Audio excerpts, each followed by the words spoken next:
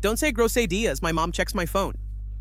Well, after talking so much about the villains and antagonists in anime, I think it's about time we talk about the protagonists and their types. Yes, I know what an archetype is. Annoying. Legs, I'm Beals, your trusted whistle gobbler. Today we'll finish our trilogy of videos on anime character types. Finally, it's the protagonist's turn. I can finally talk about my favorite character in the anime world, the squirrel. Condom? But first, I need to say a few serious words of awareness. Being a man isn't about dating older women or watching a happy family without emotion. It's about resisting temptation when faced with it. As usual, I'm going to divide you into 3 groups plus an extra one, which I'll explain at the end. As the first group, we have the edgy protagonists, also known as the badass emos. Oh, if being handsome were a crime, then I'd be sentenced for dismembering 56 people. The edgy protagonists are often associated with Gary Stuess, and even though in many cases, too many to be exact, it happens that an edgy character is a Gary Stu. This rule is not always followed.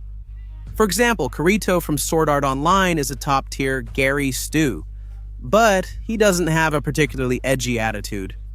But that's crap, don't forget it. The edgy protagonists are the ones you see and say, wow, I wish I were like him. What charisma, what level, what spice, what a badass. Am I going to act like Sasuke in class so the girls will notice me? In this section, we have examples like Yotaro from JoJo's. I just said the J word and now I'm craving something huge. Yotaro is ridiculously badass. There's no way to make the guy feel intimidated or nervous. He's clever, smart, and calculating. The Stardust Crusader is 17, 6'5", with a bodybuilder's build, handsome face, and stylish clothes. At 17, I looked like a less attractive Meliodas. Moving past the JoJo's, next is Light Yagami from Death Note. This guy believed he was a purifying god and was truly crazy. At first, he was just your typical edgy teenager, always complaining about how rotten the world is and all that boring stuff. Then he became a total psychopath, which is how he ended up. He's still a fascinating character, and I wish more anime protagonists were as interesting as him. For a third example, I chose something more indie. Tokita Uma from Kengan Ashura. He's so tough it's almost offensive. He can beat anyone he targets, and even if you're winning, he'll turn the fight around. Even his rivals always become his friends, which makes me especially nervous when it happens in a manga. And all the women in this series want to see Uma's Ashura. I don't know if you get me. You're being really funny. Did a clown get to you? The red-haired businesswoman wants him. The bossy secretary wants to hook up with him. Even my waifu from this manga wants him. Oh, but how juicy is that? Wait a minute, something's wrong. Oh my god.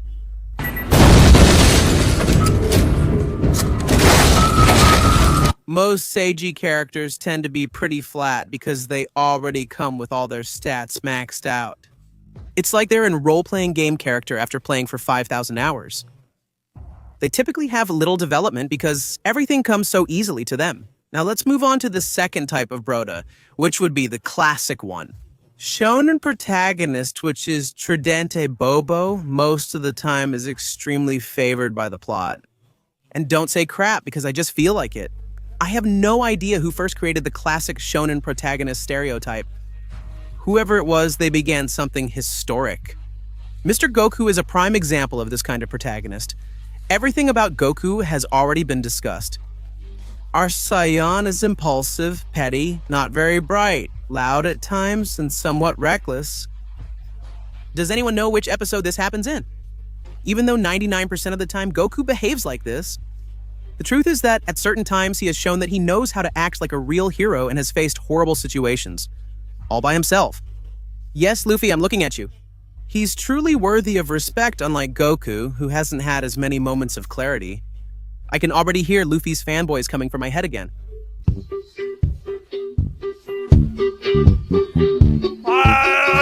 Indeed, my dear Tragapitos. One Piece is among my top 4 favorite anime, but Luffy embodies many negative anime protagonist stereotypes. Zero development. Well, even though things happen to him by luck, he never stops being a simpleton. Constant impulsive behavior that puts anyone around him at risk of death.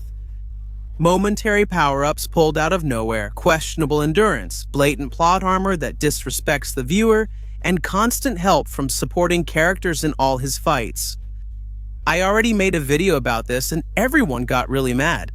Long live One Piece, the world's best anime. My friends and I are never wrong. Luffy is a great and deep protagonist. We have great taste. As the last character of this classic shonen style, I want to highlight Joseph from JoJo's as a well-executed example. He's loud and immature like those mentioned earlier. But, unlike them, Joseph knows how to behave in most situations and does something the others can't, which is make me laugh. He has a very distinct build and development. He never loses the essence that characterizes him, but he does mature as different situations happen in his life. I have to admit, he had a lot of plot armor because he was unrealistically lucky in some situations. Well, he's my favorite JoJo, and I have to take any chance to praise him a little. Who is Loquendo, and why does he have so many videos? Even though this kind of guy is very questionable, we can't deny that we all have a lot of affection for him. Because it's such a classic and iconic part of anime, like boobs are. The last type of protagonist is the one I personally find most interesting, which is the believable guy. That is, the characters who are more human and organic, standing out from other anime characters because of it. In this group are all those characters who could easily be a real person in real life. No one in real life is like Luffy unless they have serious mental issues. No one lives causing trouble constantly without considering consequences as if they own the world.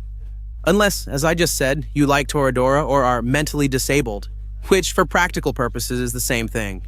No one is like Jotaro either, mainly because no one is that handsome. Also, no one's constantly close to death with their loved ones in danger every 5 minutes. He acts as if he's playing a game of Animal Crossing.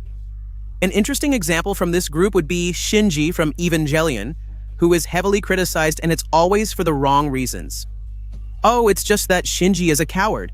Why the hell doesn't he get on Levi and massacre everyone? The Angels? Come on, Nuclear Python Head? Shinji, a 14-year-old, bears the responsibility of fighting the Angels. Are you telling me that when you were 14? Or even at whatever age you are now? Would you be able now to get into a giant psychopathic robot and fight other monsters like it's nothing, with the responsibility of saving everyone on your shoulders? Of course, if that's true, I don't like feet, come on. Eren is another often criticized example. He just talks while my house does all his work? By the way, she may be attractive, but she's just a Meisu with legs, Ackerman or Uchiha. The thing is, Eren is a dumb kid, and that's okay because it shows that he's still pretty young. He doesn't understand everything in life yet, and he makes mistakes. He's scared, doubtful, fails, and often weak. And that's right, because in the real world, people are like that. We have insecurities, fears, false expectations, and most importantly,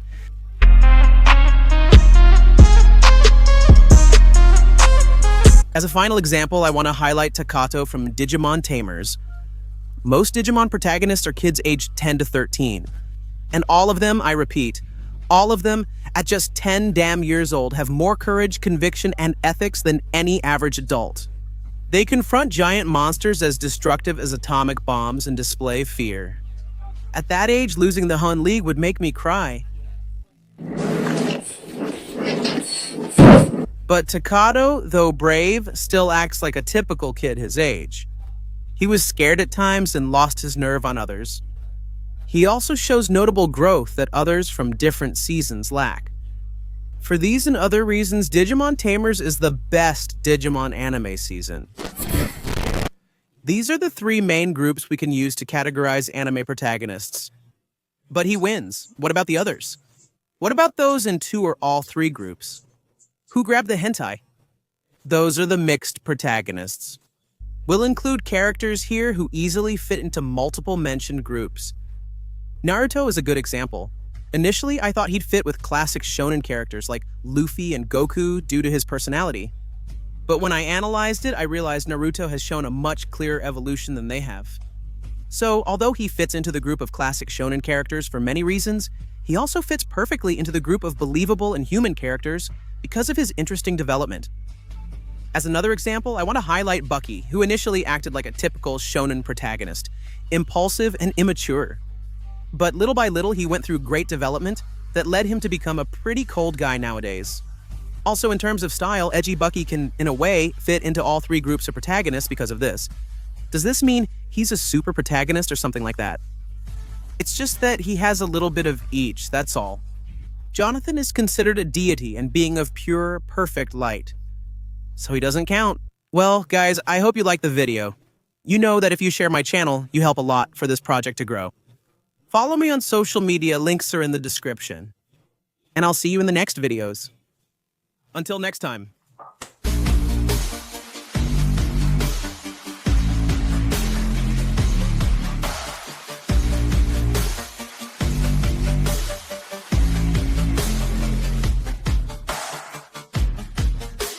I hope that you're watching. Don't try to stop this work until I'm nauseous.